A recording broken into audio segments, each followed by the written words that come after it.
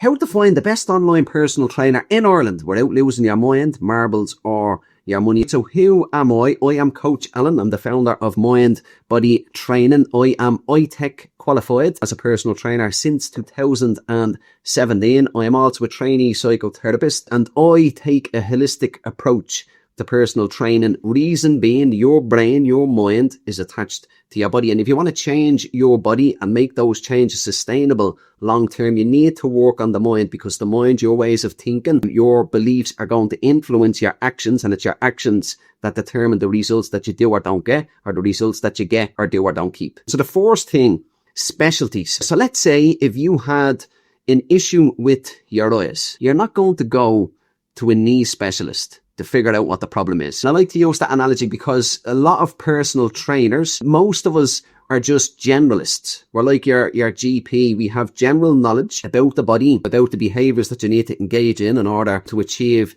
your goal. Not all of us, however, are specialists. So there are certain personal trainers that specialize in body transformations. There's other personal trainers that focus on strength. Other personal trainers may focus on mobility. Other personal trainers might focus on general health and habits. And other personal trainers, such as myself, might focus on making holistic transformations. So transformations of both body and also of mind. So you need to get really clear on what is it you want to achieve. You also need to get clear on this.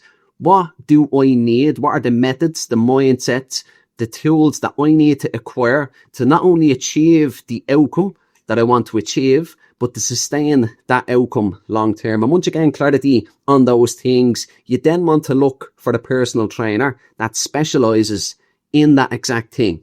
So if you're having issues with your back and you need to build up your strength, but you're a bit wary about going to a gym or going to a class or even hiring a personal trainer because you believe that if you don't do things correctly, rather than helping your back, it will worsen it, you may want to go to a personal trainer that is also a physiotherapist and who specializes in the issue that you need help and support with. All right. So the second thing, paper versus practice. Your personal trainer should be qualified and should also have insurance, but don't let that fool you. What I have learned is that once a trainer finishes their qualification, they need to be humble enough to realize that they are still babies. So I'm a personal trainer. I think it's 9 years now.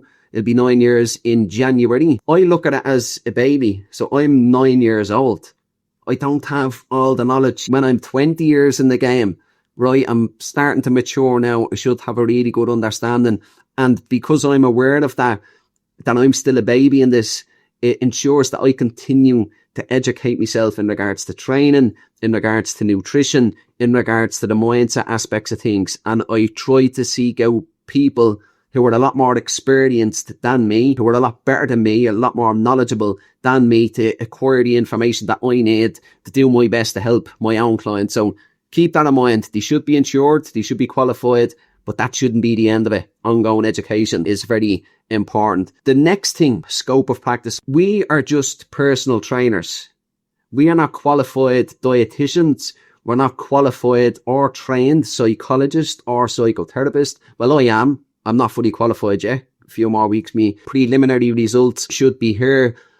So you need to be conscientious of that. We are just qualified to train people. That doesn't mean that we can't give general kind of nutritional guidelines and advice, general kind of mindset guidelines and advice, as long as it is contained within the personal training role. So we're not here to give someone that has diabetes, for example, a strict diet plan. That's outside of our scope of practice. If a client is coming and they struggle with depression or anxiety, yes, we can support them, but we're limited in how much support we can actually give them. That's not to say we can't discuss things. So most of my clients, they're busy working mothers who come to work with me from the ages of 35 up to 60. So they're either going into menopause or they're in it. So in order to help them make the holistic changes that they want to make, I need to have an understanding of menopause. With that being said, I can't give medical interventions in regards to menopause. So if a trainer is giving you medical interventions or psychological interventions, just be very, very careful. We're trained to be trainers, and that's about it. Again, that doesn't mean that we can't advise in regards to nutrition, we can't advise in regards to mindset, but it must be contained within our scope of practice. All right, so a little quote here from myself: add habits, don't subtract joy. If you hate the process, you're not going to keep the progress. So it's not going to be sustainable. So the approach that I take with clients, and it's something that I would recommend when you're researching your own trainer to hire, if your goal is to improve your health, if it's just to lose a couple of pounds, to feel fitter, to feel stronger, to feel more energized and confident, if you just want to make holistic changes, if your goal isn't to have six-pack and shredded abs and to keep them there all year round, you probably should look for a trainer that kind of takes a similar approach to myself. If they're too rigid, they're too strict in regards to their training, if you doing 4 1-hour sessions each week, if they make sure that you go out and get 12,000 steps every day, if they're very strict with their food, if they don't let you eat certain foods, if they don't let you go out and have a night out occasionally, if they don't let you be a human being, it's a major red flag. So here's kind of the approach that I take it. So in regards to the nutrition, I have kind of the theory, and then I also have the practice. The theory is this: if I ask you not to eat foods that you like, but foods that you might deem as unhealthy, I'm not going to get you results that will last, and I'm going to damage your relationship to food. I may also damage the relationship that you have with yourself, because if I get you to follow a really strict diet and it works for you initially, but it's too strict, then eventually you kind of, everything goes off, you go off the bandwagon with it. Rather than blaming the program and me and the approach that I took with you, you might blame yourself, you might consider yourself weak-minded, and you might fuel a belief that nothing is ever going to change. So you need to take kind of a gradual approach in regards to nutrition, and it shouldn't be restrictive. So yeah, the approach that you take in regards to food, it needs to be enjoyable. It also needs to be gradual. So the approach that I take, in the first couple of weeks, we focus on adding, not subtracting. You continue to eat the foods that you're eating. You just add one simple nutritional habit to one of your 3 daily meals. Most clients will start with their breakfast. Once they get used to that, and I make it very easy for them, I help them come up with 9 ideas that contain the habit, ideas that they like and that are convenient to make, and they just pick and choose from that. But once they get used to that, we then move on to a second meal, lunch. Once they get used to that, we then move on to the third meal, which will be dinner. So usually this will take, generally it'll be 3 to 4 weeks. Some clients might need a little bit longer than that, but once they establish their nutritional baseline or foundation, we then begin to gradually incorporate more macro and micro nutrients, and we do it kind of one at a time. So by 12 weeks, they will have established a really healthy and solid nutritional foundation, one that is getting them the results that they want to get, but that is also sustainable for them long term. And the same approach, you need to take the same approach if you fit into my client demographic in regards to exercise as well. So if you haven't exercised in a number of years and you come on to your 4th session and you're pressing barbells above your head and you're doing barbell squats and stuff, the likelihood of you effectively targeting the muscles is quite slim. The likelihood of you injuring yourself,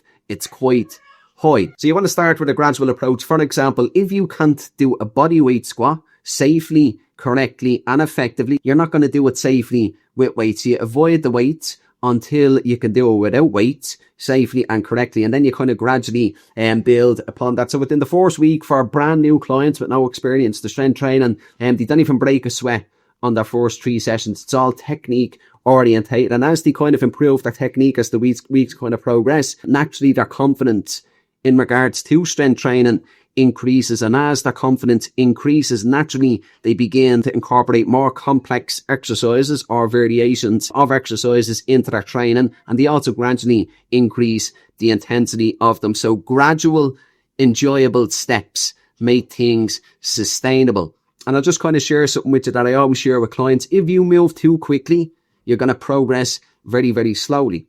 If you move very, very slowly, you're going to progress very, very quickly. An example, if you haven't done a kneel and press up ever, or in a number of years, a kneel and press up is made up of mini exercises, I like to call them, and they're the things that you need to get right in order to do the exercise correctly. Now, if you move quickly as you're learning the push up, you're going to skip those key steps, which means you're not going to do it correctly. If you don't do it correctly, you're not going to effectively target the muscles, and you may also injure yourself. And if you're not targeting the muscles correctly, if you injure yourself, you're not going to make progress. However, if you take your time, you kind of be mindful of what you're doing. If you don't rush things, you're going to do things a lot more effectively. If you do things a lot more effectively, you're going to target the muscles a lot better, and you're also going to maintain safety, which means you'll be a lot less likely to injure yourself. So you're going to make quick progress by moving slowly. And the same approach I find works with nutrition. If you move slowly and gradually, you're going to progress quickly. If you move too quickly, all of a sudden, you may make quick initial